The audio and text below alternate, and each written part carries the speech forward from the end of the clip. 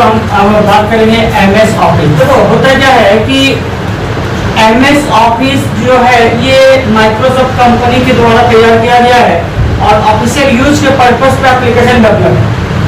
MS office 2007 हम जो यहाँ सीख रहे हैं 2007 से सीख रहे हैं। रीजन क्या आगे से पता चलेगा कि क्यों 2007 से हम सीखेंगे। एमएस ऑफिस में हम क्या क्या चीजें आती है, तो सबसे पहले जो महत्वपूर्ण टॉपिक सब एमएस ऑफिस में है वो है एमएस वर्ड। एमएस वर्ड हम अगर सीखते हैं, अच्छे से सीखते हैं, तो यहाँ पे एमएस वर्ड कैसा प्रोग्राम है? MS Word word processing application program है।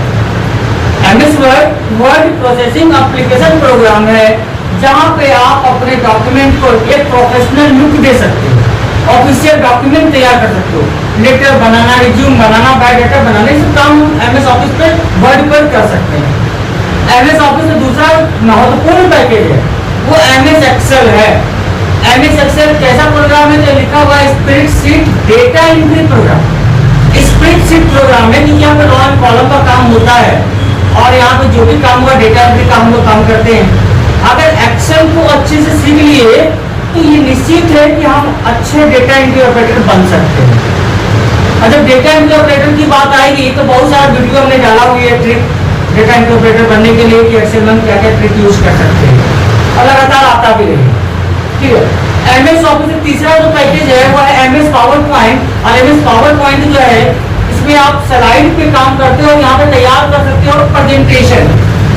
अगर आपसे सवाल पूछ लिया जाए कि एमएस पावर पॉइंट कैसा प्रोग्राम है, तो एमएस एप्लीकेशन प्रोग्राम जहाँ पे हम प्रेजेंटेशन तैयार कर सकते हैं।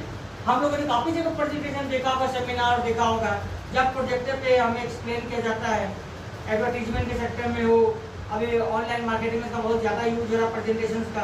ठीक है। उसमें एमएस एक्सेस है। एमएस ऑफिस में चौथा जो हमारा प्रोग्राम होगा एमएस एक्सेस होगा। और एमएस एक्सेस जो है ये database management system application program है। डेटाबेस मैनेजमेंट सिस्टम, देखिए डेटाबेस का मतलब होता है सूचनाओं का संग्रह। यहाँ पे बहुत विभिन्न प्रकार की सूचनाओं को एकत्रित करके रख सकते हैं और यहाँ पे डेटाबेस के अंदर जो भी काम होगा डेटाबेस के अंदर होगा। तो ये है हमारा एमएस ऑफिस का एक छोटा सा इंट्रोडक्शन कि एमएस ऑफिस में क्या क्या चीजें हमारे लिए महत्वपूर्ण होगी। अब एमएस ऑफिस में शुरुआत हम कहाँ से करते हैं? तो एमएस वर्ड से करते हैं। MS word MS word is an word processing application programme in Microsoft office group. ठीक है। तो एमएस वर्ड जो है ये वर्ड प्रोसेसिंग प्रोग्राम है जो माइक्रोसॉफ्ट ऑफिस एप्लीकेशन पैकेज के तहत आता है। अब इसे डेवलप किसने किया? तो इट इज मेनली यहाँ पे दिया गया है it is mainly used to create a formatted document. इसका यूज करके हम एक बेहतरीन तरीके का फॉर्मेटेड डॉक्यूमेंट बना सकते हैं क्योंकि यहाँ पे फॉर्मेटिंग का भंडार मिलने वाला है। इसे डेवलप करने का श्रेय माइक्रोसॉफ्ट कंपनी को जाता है क्योंकि अगर आप ऑफिशियल काम एमएस ऑफिस में कर सकते हो तो ये तब संभव है जब माइक्रोसॉफ्ट ऑफिस ने आपके लिए ये एप्लीकेशन दिया है। ठीक है। तो एमएस का मतलब ही होता है माइक्रोसॉफ्ट। तो माइक्रोसॉफ्ट ने आपके दिनचर्या को ध्यान में रखते हुए, आपके कार्यों को ध्यान में रखते हुए एक ऐसा एप्लीकेशन डेवलप किया, एक ऐसा पैकेज डेवलप किया जिस पैकेज के अंदर सब कुछ समाहित है। वर्ड है, एक्सेल है, पावर पॉइंट है और एक्सेस है। शुरुआत हम वर्ड से कर रहे हैं तो एमएस वर्ड ये तो समझ में आ गया कि एमएस वर्ड क्या होता है। Word processing application program which we can create a formatted document. लेकिन ये वर्ड प्रोसेसिंग होता है क्या? यहाँ पे आप एक परफॉर्म के लिए अपने डॉक्यूमेंट को रेडी करते हो। परफॉर्म करने के लिए क्या कि आप ऑफिशियल डॉक्यूमेंट बना रहे हो तो उसको कौन सा कलर देना है, कौन सा राइटिंग स्टाइल देना है, कौन सा डिजाइन देना है, ये हम तैयार करते हैं।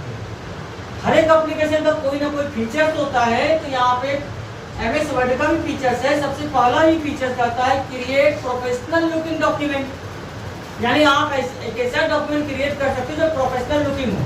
ठीक है। दूसरा है क्रिएट या insert the table.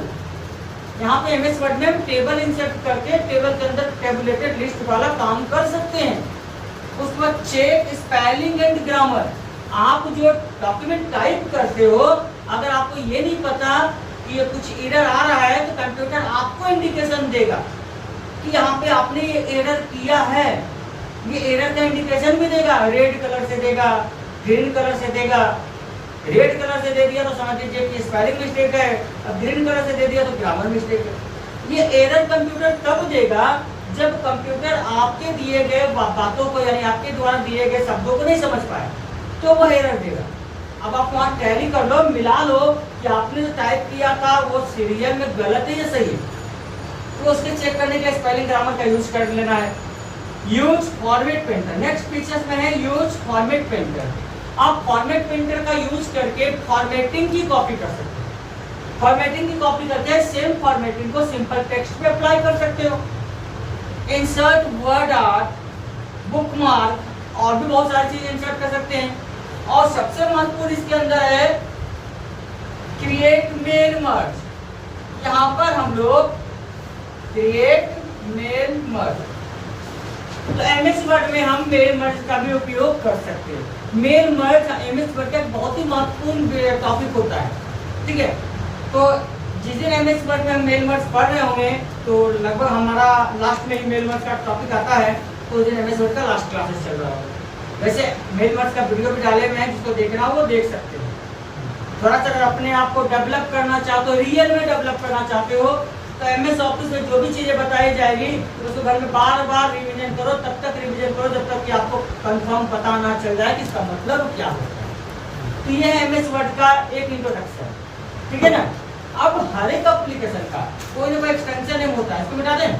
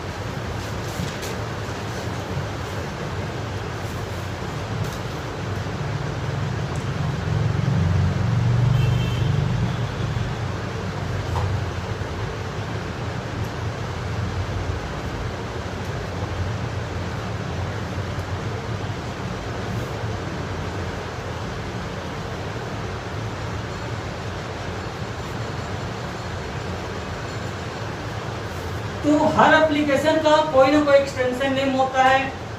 MS word का भी एक्सटेंशन नेम है। आपके सामने मैंने सिलसिलेवार से एक्सटेंशन नेम को रखा है। तो याद रखिएगा, एक्सटेंशन नेम फाइलों को पहचानने के लिए एक जरिया होता है। अगर एक्सटेंशन नेम हमें पता है तो आसानी से हम फाइलों को पहचान सकते हैं कि कौन सा फाइल वर्डपेड का है, कौन सा एमएस वर्ड का। तो एमएस वर्ड में हम मेल मर्ज का भी उपयोग कर सकते हैं। मेल मर्ज एमएस वर्ड का एक बहुत ही महत्वपूर्ण टॉपिक होता है, ठीक है। तो जिस दिन एमएस वर्ड में हम मेल मर्ज पढ़ रहे होंगे तो लगभग हमारा लास्ट में ही मेल मर्ज का टॉपिक आता है, तो उस दिन एमएस वर्ड का लास्ट क्लासेस चल रहा होगा। वैसे मेल मर्ज का वीडियो भी डाले हुए हैं, जिसको देखना हो वो देख सकते हो।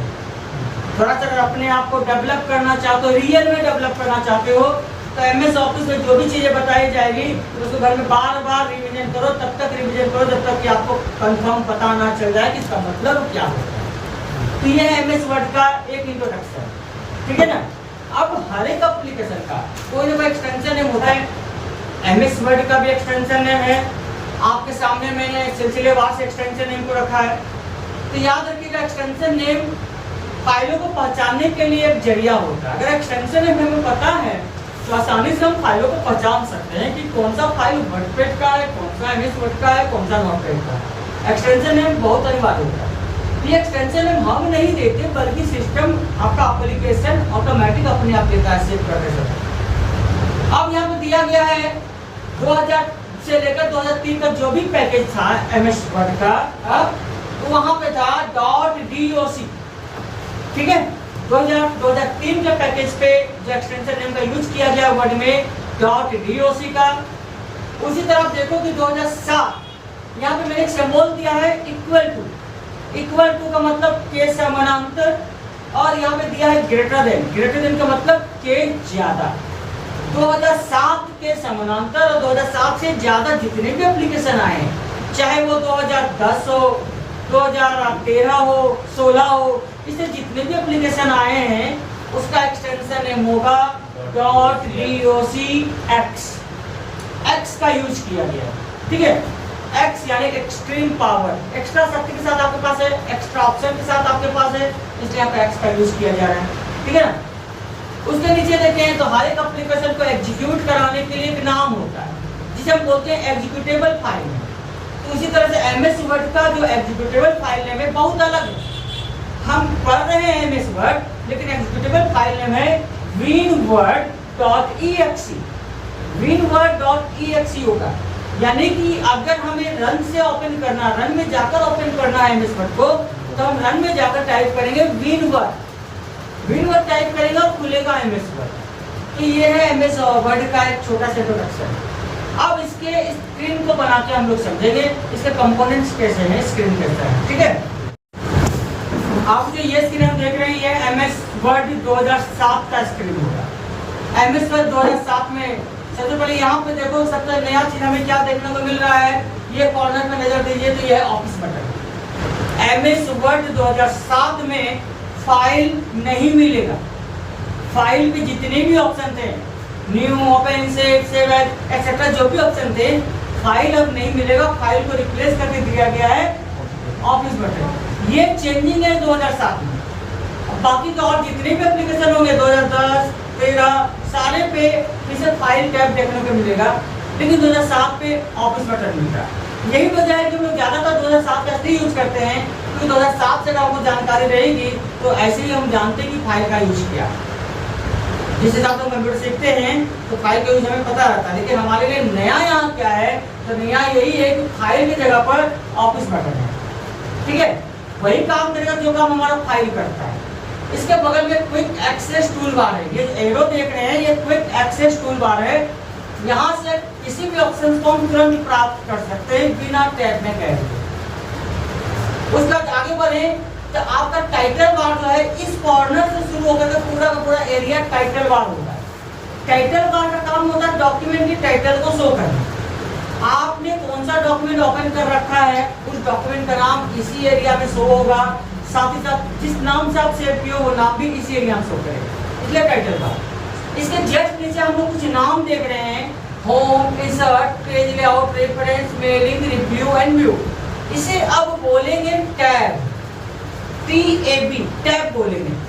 अब जब टैब बोलेंगे तो कितने टैब होंगे इस वर्ड में? 7। Home tab, insert tab, page layout, reference, mailing, review and view, कुल मिलाकर 7 टैब होंगे एमएस वर्ड में, है ना। सातों टैब का यूज अलग अलग होगा। टैब के नीचे एक एरिया को मैंने खाली रखा, ब्लैंक एरिया है, इसलिए मैंने यहाँ ब्लैंक रखा है, क्योंकि आप जिस भी टैब पे क्लिक करोगे सिर्फ और सिर्फ उसी टैब के ऑप्शन नजर आएंगे।